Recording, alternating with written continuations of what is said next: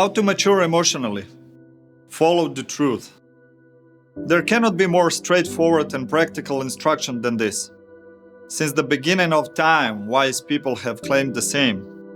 Jesus said, "Know the truth and it will set you free." Socrates wrote, "Follow the truth wherever it leads us." Buddha wrote, "Follow the path of truth. Think about it. Make it yours. Live it. It will always take care of you." And the great psychoanalyst Wilfred Bion said a long time ago that a psychoanalysis and psychotherapy is nothing but a great search for the truth. Only with it is possible to achieve true recovery. However, the problem is that the message has been lost throughout interpretation, throughout history. So what is really the truth then? Truth is what awakens in us a feeling of fulfillment and a sense of right. Truth goes from the simple truths like who is right to more complex truth about us and our environment. Sometimes seemingly terrifying, even so painful that it makes us look away, it requires from us the courage to face it by accepting personal delusions and gradually letting them go. The simple truth may be that maybe we aren't good enough for some job or that we cannot grow in our environment and must leave. It can also be truth that because of insecurity we are often angry and frustrated or aggressive and intrusive towards others. It may be true that we have no awareness and no conscience, maybe even no courage. It may be true that we only love ourselves even though we convince ourselves otherwise. It may be true that we don't like ourselves at all. Or that we are full of resentment and are unable to forgive ourselves. If we are arrogant, the truth is that we act that way because we think that we are better than others, for whatever reason. The truth can be that something is simply not important. The truth is objective, honest and benevolent for all who can accept it. The truth exists beyond our emotional reactions. It is reality regardless of how we perceive it. Truth is the way. Complex truth requires a deep dive into us to discover what truly motivates us and thus governs us. For example, if due to fear of loneliness we stay in bad relationship, we should not be surprised by the misunderstanding and dissatisfaction we feel. The truth is that fear of loneliness is indeed the cause of our suffering. Or if we are not living the life we want because of fear of change, let us not be surprised by the depression we feel. Although this is often unacceptable to us, the truth is that the only constant in this world is change. Also, if due to lack of self-esteem and faith in our potential, we let life carry us, missing opportunities to turn and proactively explore the less visible paths of our lives, let us not be surprised by the feeling of being lost in life. We should not be surprised by the stress or indifference that may have taken over our lives, or the anger and rage we constantly feel to ourselves or to the whole world. The truth is that we have become so identified with the imposed sense of our worthlessness that we chose not to try because it's easier for us to blame others, the whole world, God, and evil fate for our failure. The truth is that the challenge is our fear of taking responsibility. Perhaps we haven't completely surrendered, but we are indecisive and procrastinate. This is because the catastrophic expectations are so strong in us. So we decide to take the line of least resistance, accepting solutions that we intuitively know that are not good for us. The truth is that doubt continues to create confusion, making us overanalyze until we paralyze ourselves and end up postponing necessary changes. It is also true that we are quite disconnected from ourselves and our own potential if we have accepted the belief that material things are the way we prove our own worth. It is also true that selfishness to others is a weakness, and selfishness to oneself is the same weakness. And there is a lot of truths, and we often don't like them. So we look in the other direction, as the truth will go away.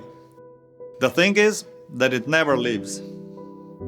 Sooner or later, no matter how much we ignore it, it always appears. And if we continue to ignore it, the manifestations are getting worse and worse, and the lessons to overcome the challenges and accept the truth are getting harder and harder. And there is no advance until we face the truth and do the right thing. We are in the school called life, and we will not pass until we have completed all the lessons. There will be no excuse that we have not seen or understand the truth. We are expected to seek the truth and gather experiences based on it. This is the meaning and reason why we are here and have this life in the first place. That's why we need to find and become aware of all the truths in our lives. To follow the truth wherever it takes us. And it will always lead us to a warm and comfortable place if we only dare to seek it and have the faith to follow it. Truth, like everything else, we can understand on a conscious, external level, or truly and deeply comprehend on our internal level, on the level of our soul. Comprehension is an aha moment or an epiphany. That is a unique deep insight related to our lives and patterns that repeat in them, preventing us from living our best lives. When we rationally understand that it is not good to be selfish and still behave that way, we say that we have rationally understand it on a conscious level, and we are aware of this fact, but we still cannot comprehend it and live it. When we practice selflessness long enough and experience the epiphany and honestly and deeply understand why it is important not to be selfish and really start living it without thinking about it, then we can say that we have comprehended selflessness. The most important thing to understand is that we cannot understand the value of anything until we comprehended it. So first, we rationally understand the value of truth, in this case that selflessness is the right way. Then we start practicing self-control, that is, when we feel selfishness in us, we don't give in to it. And with time, we will come to comprehend it sincerely and begin to live it, aware of the value of selflessness. But first, we must find the way and go through it, and only then we will understand why it was important and worth knowing. In other words, we don't see anything in advance, and that's why it's crucial to have faith in your path you've chosen, guided by your awareness, conscience, and courage. And that means in all aspects in life, business, private, or in general, to creation and self-realization. What truths are you ready to admit? What are you willing to do to follow the truth? And the most unpleasant truth for us humans is that we don't know. The ego does not allow us such a simple yet comprehensive knowledge of ourselves. That we don't know anything about viruses and vaccines, and we don't know anything about the person we judge and avoid. That we don't know ourselves and our fears, and we don't know if something is luck or misfortune. We are not aware that we don't know. And when we don't know the truth, and based on feelings we form prejudices and opinions, we listen to the ego screaming in our ears. And that is why it is better not to have an opinion, because the truth is that we don't know the truth. And to don't form an opinion because we realize that we go around and bother each other with our opinions. Because opinion makes it impossible to comprehend the truth. By attaching ourselves to our own opinion, we prevent ourselves from gaining clarity. That's why we have to learn. When we know something, we should speak. When we don't know, we should ask. Let's be brave enough to not have an opinion. And when we know something, or even have a lot of information or facts about a topic, but we still haven't fully comprehended it, we create assumptions. The assumption is the mother of all mistakes. And so, let's once again accept the truth that we don't know enough, however challenging it may be. If we have enough information and are sure that we know, then we have comprehended the topic and have the knowledge, not an opinion or an assumption. And there is a huge difference. And who is to say whether we have enough information for true knowledge? Again, only ourselves.